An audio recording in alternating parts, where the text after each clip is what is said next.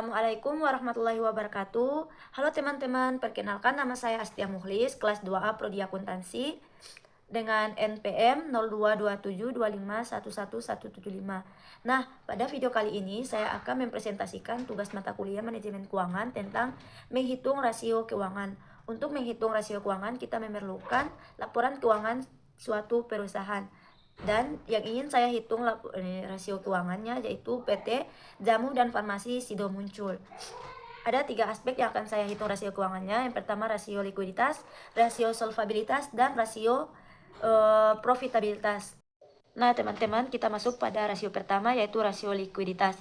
Tujuan rasio likuiditas ini yaitu untuk melihat kemampuan perusahaan dalam memenuhi jangka pendek. Pada gambar terlihat bahwa rasio lancar pada tahun 2025 Rp 3,8 dan pada tahun 2024 Rp 5,36, di mana 2024 itu nilainya lebih tinggi dibandingkan 2025. Nah, meskipun begitu terjadi penurunan, angka tersebut masih disebut sehat karena lebih dari 1. Yang kedua yaitu rasio Quick. Rasio Quick itu perbandingan antara aktiva lancar dan dikurangi persediaan dan dibagi utang lancar. Nah, pada gambar tahun 2025 hasilnya 2,95 dan pada tahun 2024 nilainya 4,22, di mana terjadi penurunan di tahun 2025. Artinya tanpa memperhitungkan persediaan, perusahaan tetap sangat likuid karena lebih dari 1 tadi itu. Penurunan menunjukkan likuid murni. Berikutnya kita masuk rasio kedua yaitu rasio solvabilitas, yaitu tujuannya untuk melihat kemampuan perusahaan dalam memenuhi kewajiban totalnya atau bisa disebut juga melihat kemampuan perusahaan sejauh mana asetnya dibayarkan oleh utang. Dan pada gambar pertama, rasio utang terhadap aset itu perbandingan antara total utang dibagi dengan total aset. Nah, pada 2025 hasilnya 0,15 atau dipersenkan menjadi 15%. 2024 hasilnya 0,11 dipersenkan menjadi 11%. Nah, jika dilihat hasil rasionya pada tahun 2024 0,11, terjadi peningkatan di 2025 menjadi 0,15%. Artinya pada tahun 2025 hanya 15% total aset perusahaan yang dibiayai oleh utang, sedangkan 85%-nya sisanya dibiayai oleh modal. Yang kedua, rasio utang terhadap ekuitas, yaitu perbandingan antara total utang dibagi dengan ekuitas atau modal. Nah, pada tahun 2025 hasilnya 0,18%, 0,18 dipresentasikan menjadi 18%, dan di tahun 2024 0,13 dipresentasikan menjadi 13%. Nah, di tahun di rasio utang terhadap ekuitas juga terjadi peningkatan di tahun 2024 0,13 meningkat menjadi 0,18 di tahun 2025. Nah, artinya pada tahun 2025 untuk setiap 1 rupiah modal yang dimiliki perusahaan terhadap kewajiban sebesar Rp 0,18. Baik teman-teman, kita masuk pada rasio terakhir yaitu rasio solvabilitas.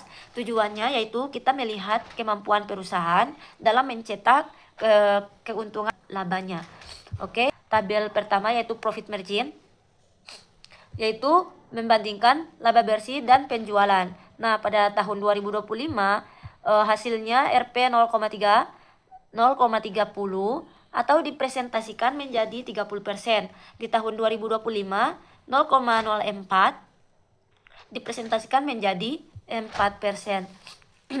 Dari hasilnya dapat dilihat bahwa terjadi peningkatan yang sangat pesat di tahun 2025, di mana tahun 2024 hanya 4%, meningkat menjadi 30% di tahun 2025. Artinya pada tahun 2025 setiap rupiah 1 penjualan yang dilakukan perusahaan berhasil menyisihkan 0,30 rupiah atau 30% sebagai laba bersih setelah dipotong semua biaya. Di tahun kedua yaitu return on asset atau ROA, yaitu membandingkan antara laba bersih dan total aktiva, di mana pada tahun 2025 hasilnya 0,33 dipresentasikan menjadi 33%. Di tahun 2024 hasilnya 0,04 dipresentasikan menjadi 4%.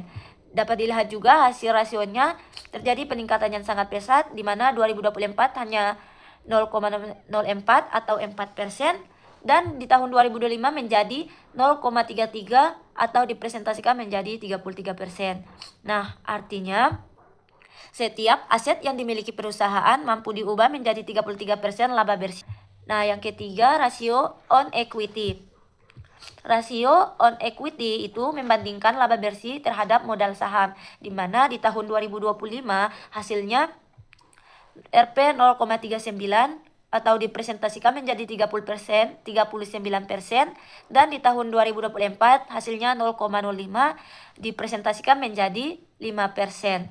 Ini juga hasilnya terdapat peningkatan yang sangat pesat, di mana di tahun 2024 hanya 5% dan di tahun 2025 menjadi 39%. Artinya, pada tahun 2025, setiap Rp1 modal atau ekuitas yang ditanamkan oleh pemegang saham mampu menghasilkan laba bersih sebesar Rp 0,39 atau 39%.